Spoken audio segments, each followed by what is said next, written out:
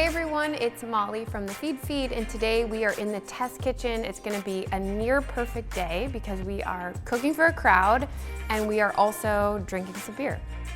So today we are all about Goose Island's new low-calorie IPA, Solo. Don't be distracted by the fact that it's low in calories. It's like huge on flavor. It has a nice citrusy aroma. There's a lot of hop flavor going on, and it's basically my new favorite beer. So we're gonna be making a dish today that pairs really nicely with this IPA. We're doing a baked sweet potato bar where people can kind of top it however they want. It has a little bit of an Italian sort of flair, I would say. It's definitely Italian inspired because the toppings that we're going with are some chickpeas that we're gonna roast in bomba sauce, which is like a Calabrian fermented chili pepper sauce. We're gonna do some crispy mushrooms.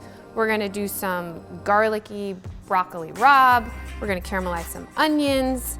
We have some fresh tomatoes. So just like some really nice, spicy, bitter flavors that are gonna go really, really well with our IPA. So there's a lot of different elements here. None of them are incredibly hard, but some take more time than others. So the first thing we're gonna do is get our sweet potatoes roasting. They'll take about 45 minutes.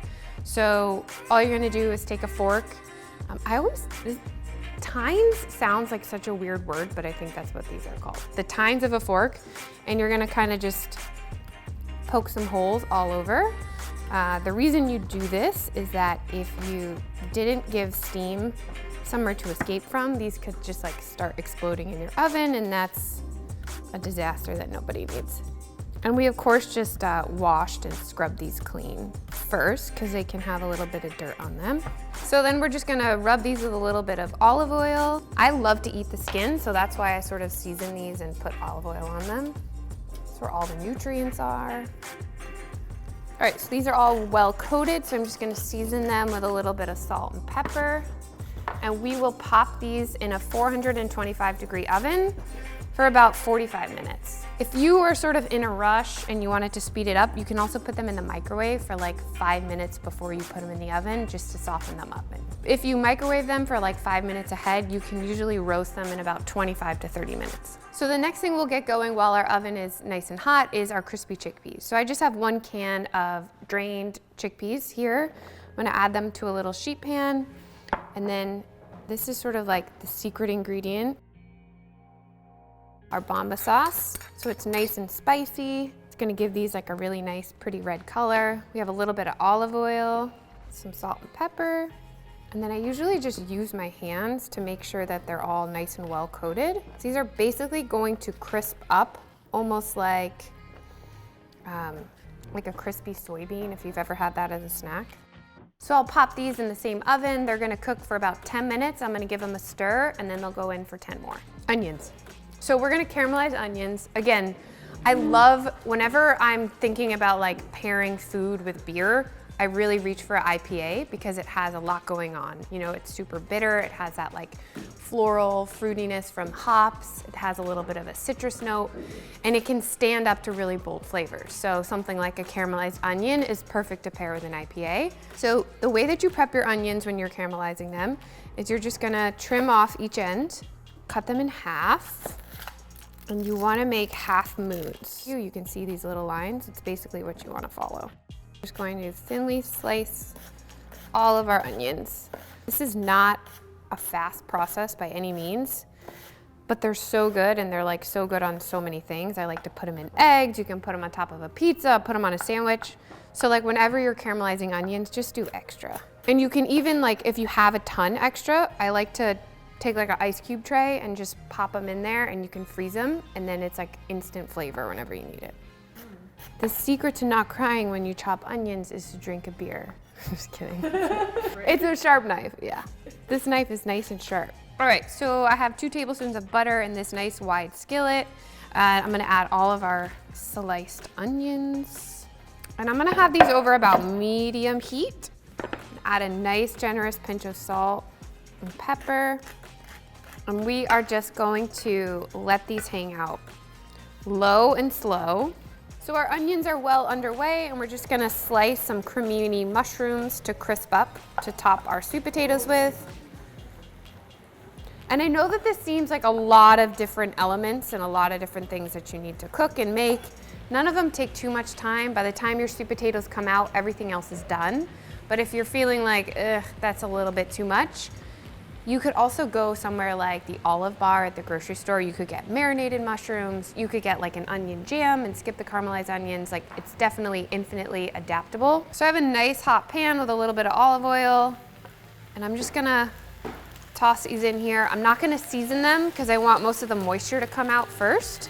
All right, so I'm just going to give a little splash of some tamari or soy, whatever you have, and some salt and pepper, and these are good to go.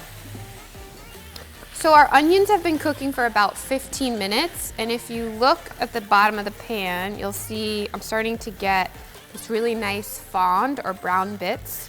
So at this point, I start adding a little bit of liquid. In this case, I have some chicken stock.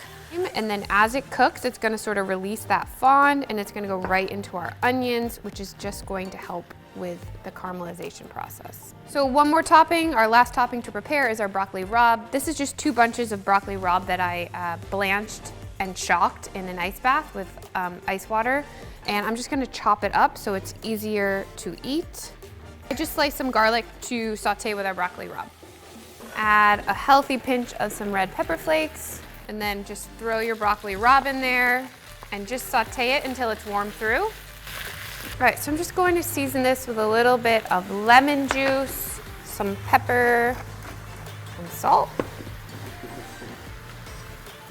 And this is good to go.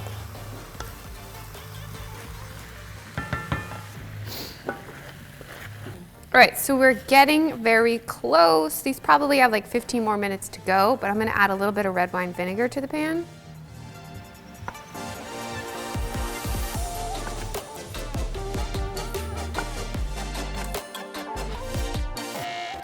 All right, so we have everything assembled, everything is cooked, so let's start stuffing these babies.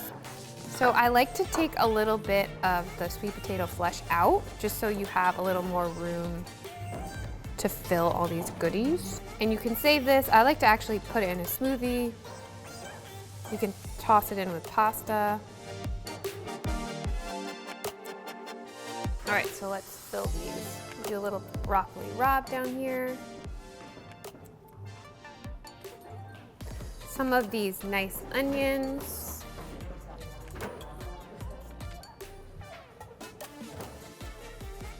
So I'm just gonna pop these back in the oven for 10 minutes, just till everything is warmed through.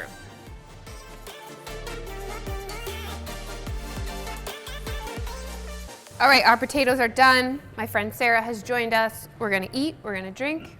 Let's see, you haven't had it yet. I haven't tried it yet. Cheers. Cheers. Oh, wow. Right? That's really nice. I know. This is definitely the kind of beer that I would drink. Yeah, and like 1000%. especially with food, because it's like Yeah. it's not taking away from the food. It's not like overpowering it. Yeah. It's like delicious. It's easy. I wish it was summer now. I know. All right, should we dig into our potatoes? Yes. Okay.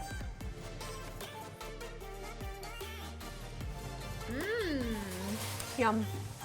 So good. These are super easy, so delicious. You can get the full recipe on the feedfeed.com, and big thanks to our friends at Goose Island.